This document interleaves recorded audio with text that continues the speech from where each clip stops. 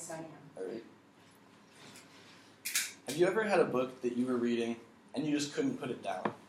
No matter what you did, you were just lost in it. Well, this was me with Harry Potter. I remember going to the bookstore at midnight before it was about to be released, coming home, and just sitting in my bed and reading it all night. And my mom would come in the next morning, and I was actually grounded for reading. I used to read so much, but recently I just have never found the time for it, and I've lost a lot of it. After reading David Orr's article, Verbicide, written in 1999, he quoted that in the last 50 years, the working vocabulary of the average 14-year-old has decreased from 25,000 to 10,000 words. And he blames this largely on the decrease in reading. And it got me thinking about my habits and how I've decreased. This pertains largely to our generation because we are the ones who've gone from reading books to news feeds. It made me think more about leisure reading. And I want to persuade you guys to consider it, seeing the benefits of it, and why you might want to pick it up again. Now, I want to see a show of hands of who's actually read a book voluntarily in the last quarter. It's kind of depressing, but reading is on a huge decline in this country. According to the Decline of the American Book Lover by Wiseman in 2014, in 1978, only 8% of Americans didn't read a book over the course of the year. Yet now, we're at nearly a quarter of the population. We're missing out on all the benefits we get from reading on our own, reading voluntarily. There's actually a reason behind all those reading calendars that our teachers gave us, where we are encouraged to read outside of class, as leisure reading has proven to be very beneficial.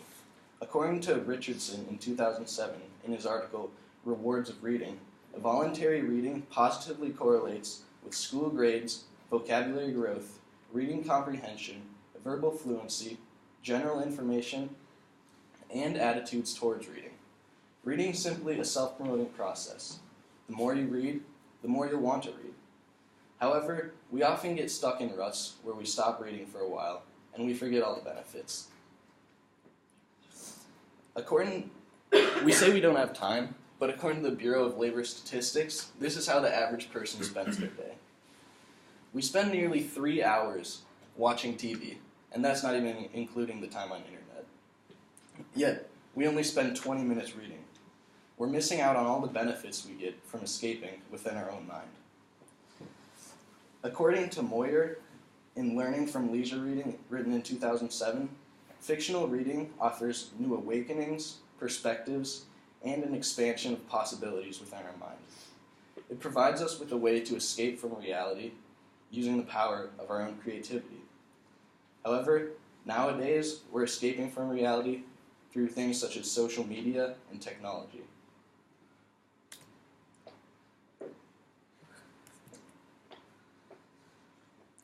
Now, the solution to this is simple. You simply have to read more.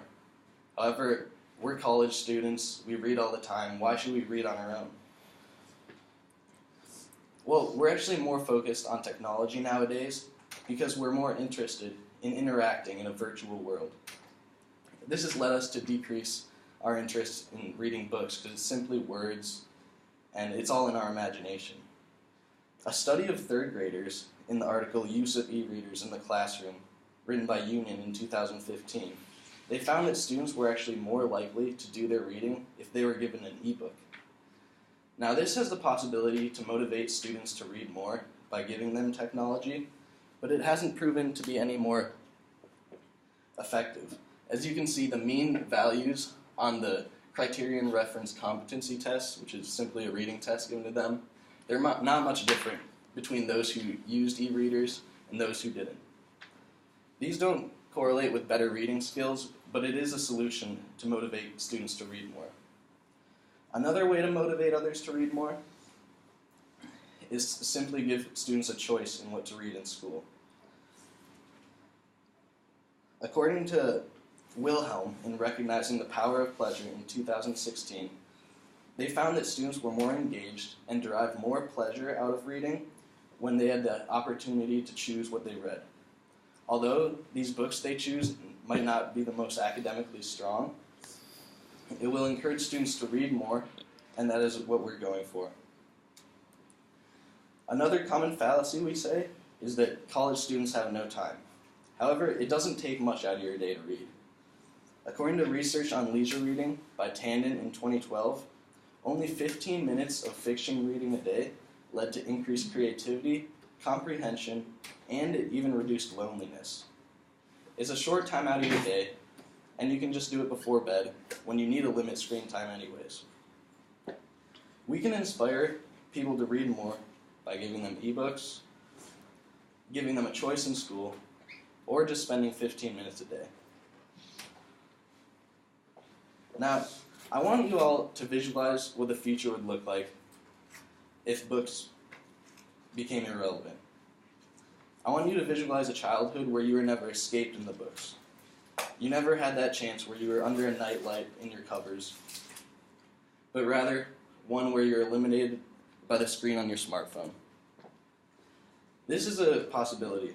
According to Here's What the Future of Reading Looks Like by Roos in 2014, last year was the first time that publishers made more money from ebook sales than sales in bookstores. And the funny thing about this statistic is ebook sales aren't even increasing that much. These books are being bought on existing devices such as smartphones. With the decrease in these devices, we're increasing our use on social media and other sources that aren't benefiting our vocabulary.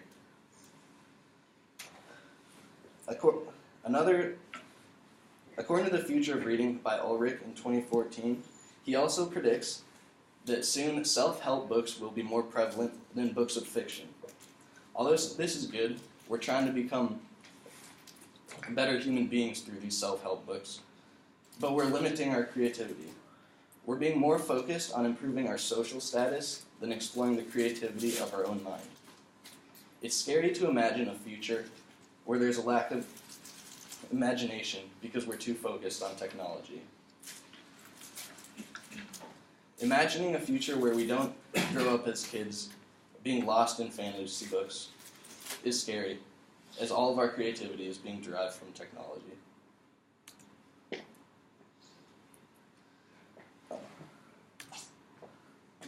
Now, I didn't give you this speech to depress you, but it was simply a wake-up call.